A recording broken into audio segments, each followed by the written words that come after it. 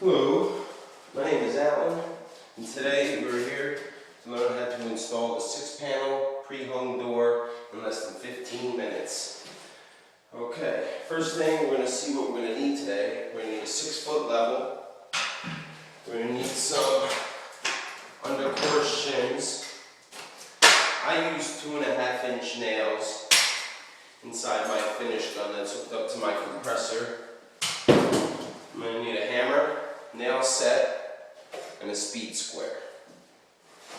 Okay, first off you're going to want to check the height of your door opening. So when you go ahead and put your door in, you have the correct height. Right here we have 81.5, 81.5. I know my jamb of my door is 81. 81, so I'm good to go. Now to start on this, you're always going to want to put your door jamb in and level up the hinge side first. So a lot of people like to leave the door on the hinges and try to install it that way. I like to take the door off the hinge and install it without the door on the hinges, because you don't want the door, swinging around in your way. So that's what we're going to start off with first. So get your hammer and nail set. We're going to pop the door pins out.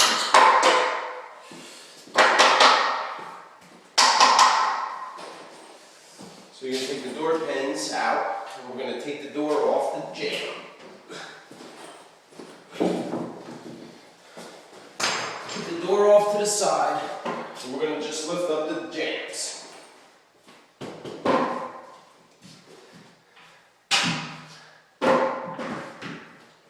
Now you always want to set the hinge side first.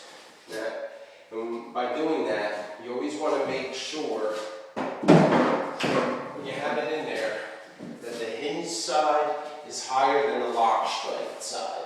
If not, in the end of the job, completion of the door install, the door will not close.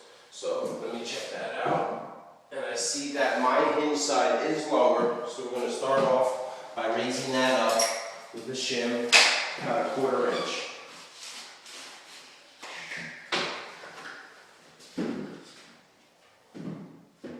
Once I see that my hinge side is higher than the lock strike side, I'm going to go ahead and get 2 more shims.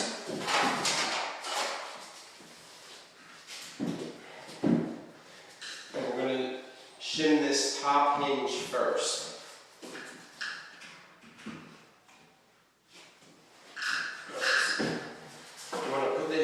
The shims in right above the hinge.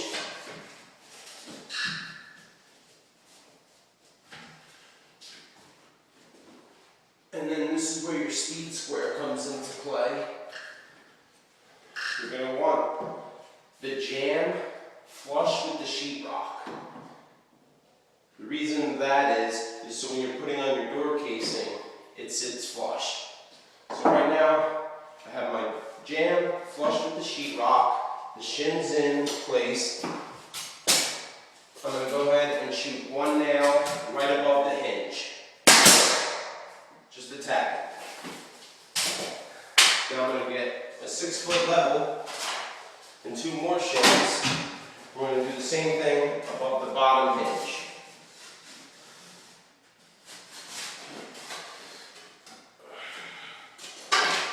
Take out your speed square and make sure that we're flush up against the sheetrock. And then you're going to take your 6-foot level and put it against the door stop and make sure that we're level. I'm going to have to shim out the bottom a little bit more. Doing that, I might have shifted it. I'm going to take my speed square back out, double check. We're good to go. Double check this. This is the main part right here that we're level. And I am level from my top hinge to my bottom hinge. Once that's level, I'm going to do the same thing I did up top. I'm going to shoot 1 nail above the hinge, but then on the other side of to stop, I'm going to put another nail. Up top, I'll put my second nail. And now we need to shim out this middle hinge. So I'll grab 2 more shims. I'm going to go ahead and set them in there in place. Grab the 6-foot level again, put it on the door stop. Make sure it's on the door stop. I'm level, but I need that middle hinge to come out level. So I'm going to shim it until the door stop hits the level. Push. And now I'm in place. I'm going to go ahead and shoot this. And once I shoot this, I know that this whole jamb is level, so I'm going to continue to nail off this whole side.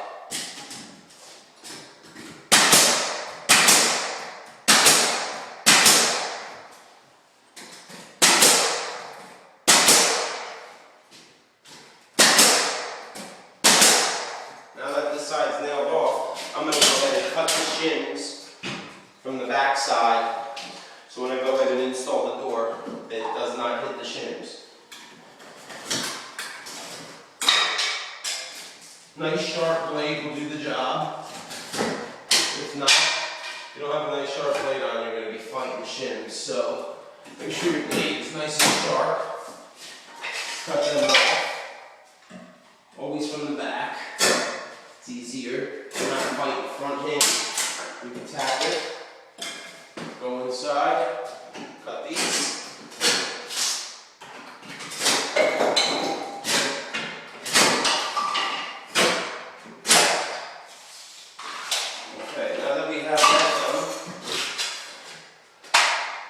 And I know that this side is nailed off and completely plumb.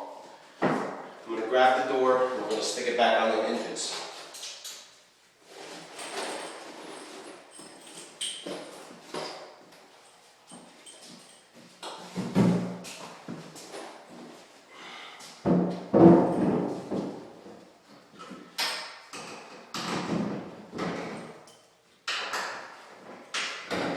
We're halfway there.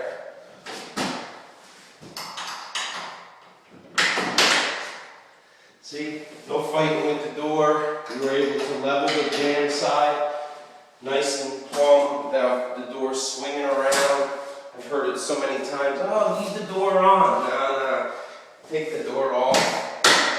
Get it out of your way.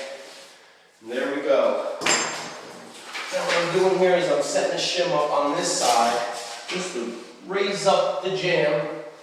So now I want to make sure that my top reveal, now when I say reveal, that's the gap that's between the jamb and the door.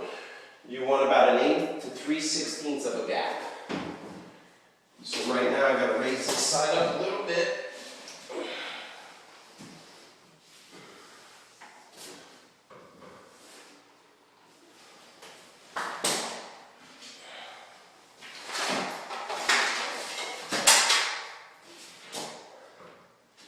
Now right now, I have my top reveal, the gap that's between the door and the jamb, even. But I'm having a little problem here. This 2x4 is twisted. So I'm going to have to shim this top corner to push the jamb over this way a little bit.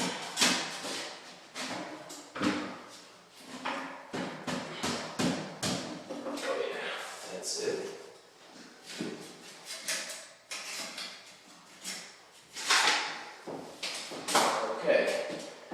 Once you have that top reveal set how you want it, you can go ahead and grab 2 more shims.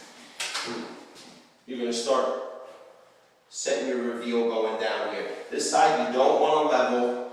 You don't want to go ahead and nail it before you have the door in and set. I've seen a lot of people nail this side off before you even check the reveal. No good. So once you have that set, we're going to go ahead and shim this top corner at the same reveal as the top reveal.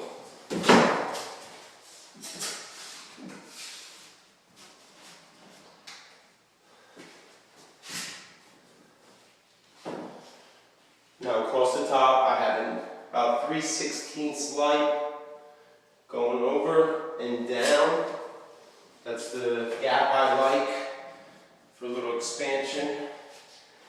Grab your speed square out again. You're always going to want to make sure that your sheetrock and jamb are flush. So when you put your trim on, your trim sits flush. Again, I've seen a lot of people not check this. When you go to put your trim on, it does not sit flush. You got to use a lot of caulk. No. Make sure that you got your jamb flush with your sheetrock. Shoot one nail to tack it.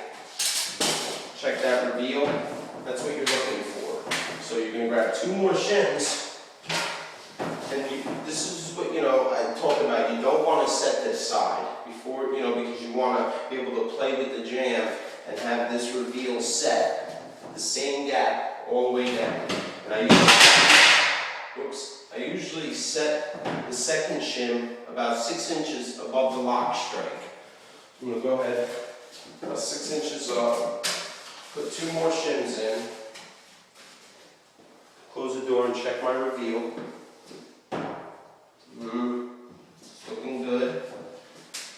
But again, you want to take out your speed square, flush. 1 nail, tack it.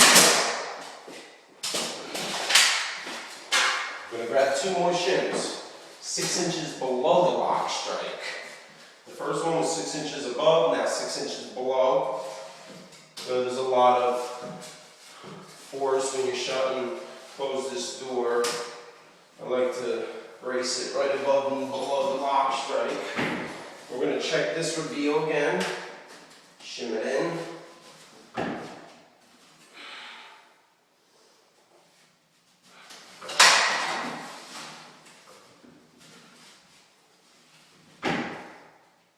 Oh yeah, she's looking good.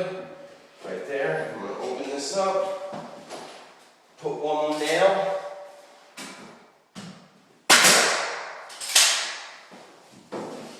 Get up and check that I'm looking good. Alright, now we're going to do 1 more set of shims. That's about 3 inches above the floor.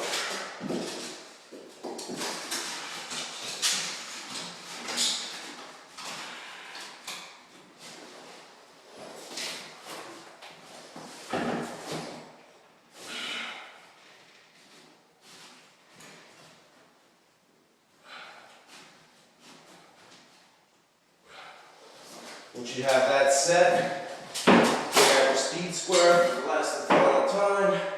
We're flush. You're going to go ahead and shoot this.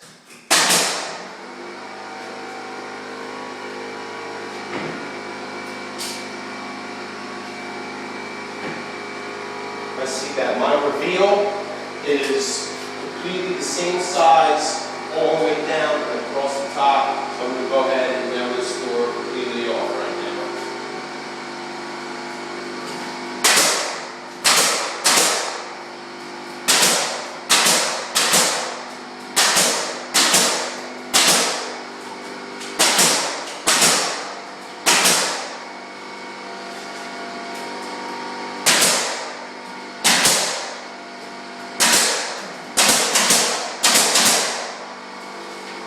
Now that my door is completely nailed off, cut these shims, and that's it. I'm going to say that that door install was rather simple. And there you go. The door install in less than 10 minutes. It's taken, me some time to explain it, but again,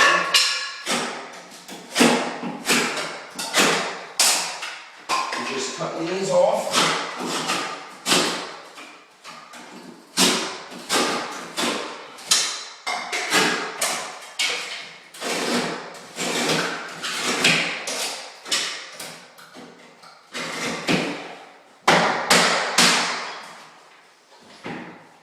And that's it. That's how you install a door in less than 15 minutes. Thank you for watching.